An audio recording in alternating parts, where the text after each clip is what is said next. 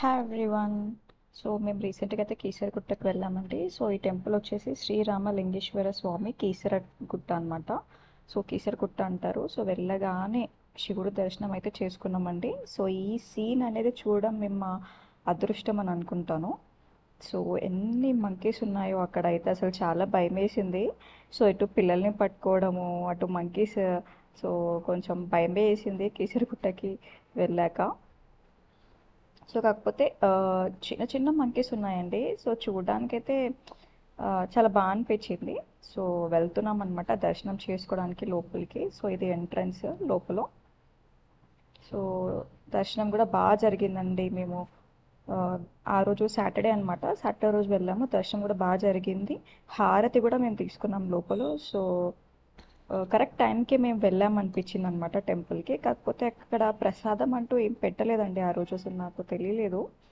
So laddu కానీ ప్రసాదం పెడతారు ఎప్పుడైనా, పులిహోర. సో ఆ రోజు లేకుండే. సో అన్నీ క్లోజ్ ఉన్నాయి ఆల్మోస్ట్.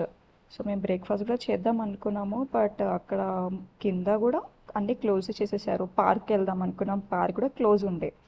సో ఇక్కడ టెంపుల్ బయట సో ఇలా అన్నీ ఉన్నాయండి, లింగం. సో అక్కడ పైనుంచి మనకి వ్యూ ఎంత చక్కగా కనపడుతుంది అంటే అండి. సో ఒక్కొక్కసారి భయం వేస్తుంది, ఏంటంటే పడిపోతామేమో అనేసి అక్కడ దగ్గర వరకు వెళ్తే. సో అంత లోతుగా ఉంటుంది కింద చూడడానికి.